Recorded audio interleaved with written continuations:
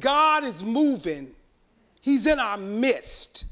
Whether it's streaming or whether it's like it is right now, he's here. He's doing something. You must get this.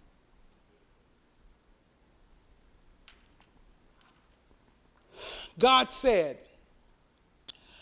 when life tries to starve you of peace, listen, when life tries to starve you of peace, the first thing you do is feed your soul. When life tries to starve you of peace, feed your soul. When the enemy tries to feed you a narrative that cancels your possibilities and your potentials, or locks you into a place or a condition, you have to learn to rebuke it with authority. You're going to have to learn to rebuke it. That's why we cannot not walk in love. This is going to work. When we walk in the principles of God, this is going to work. When you do exactly what he's telling you to do now, it works.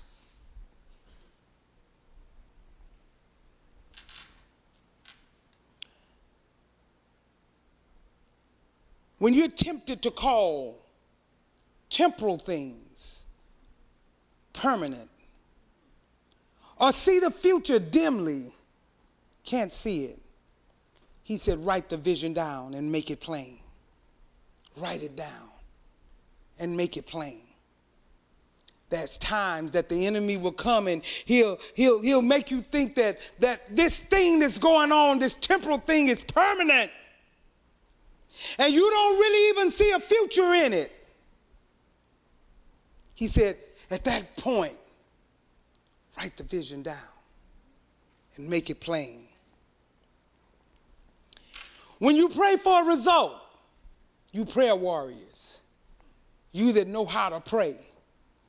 When you pray for a result, pray for wisdom and understanding, but wait for the process. He said, pray for wisdom and understanding for the process, because promises comes with a process. So pray for wisdom and understanding, Father, that we can get through the process. See, we want to pray and we want something automatic, but God is saying, no, this is a process. You need to pray for wisdom and understand to just go through the process. I just wanted to jump in. When your power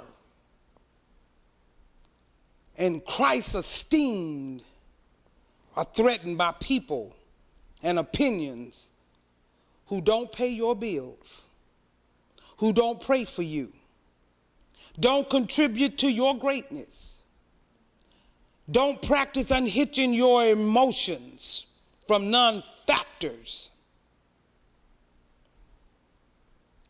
Listen, you got to understand there will be people in your life.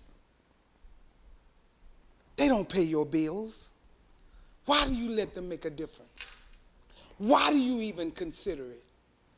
He said, don't even listen. He said, why do you give people that, why do you even give them the attention to break down your Christ esteem that should be in you?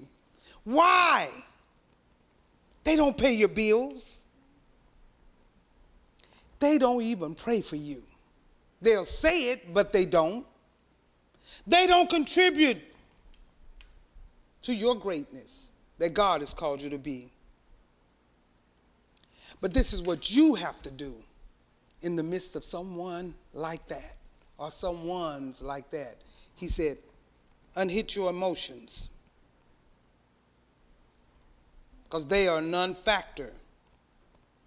Don't let 1 ounce, I like to call it your Godfidence, not confidence, but your Godfidence, be influenced or threatened by petty foolishness.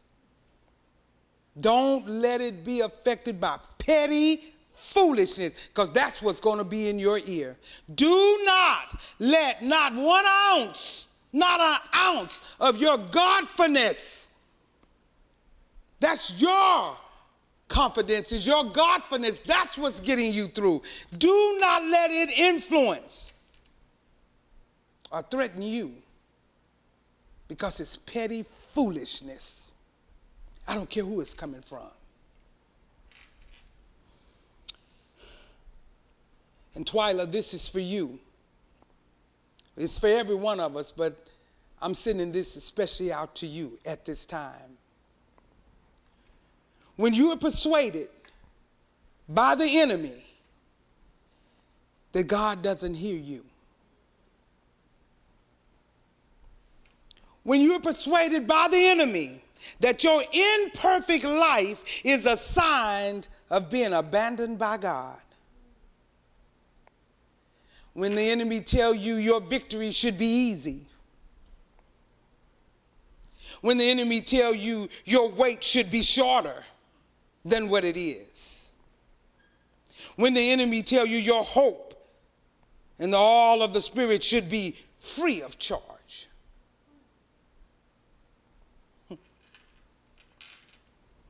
when the enemy tells you that your temporary struggle is God punishing you, God said, reread the Bible and remind yourself that there's nothing new under the sun. There's nothing new under the sun. As long as you and I are humans, we're going to experience the realities of humanity. If we live long enough, we all are going to feel the realities of humanity. No matter how long we've been saved or how hard we pray, understand this one thing. God didn't send your struggle. God equips you to win. Be victorious. And God said, surround yourself with people who can assist you along your journey. That's for all of us. See, we want to surround ourselves with the wrong people. But there's two ways to live this life and to walk out this faith, Church of the Living Water. Beloved, listen to me. There is a way to live out this life. Two ways. It's either truth or without truth. Those are the only ways to walk out your life. With truth or without truth. The truth we use decides how we live this life and walk out our faith. You shall know the truth, and the truth shall make you free.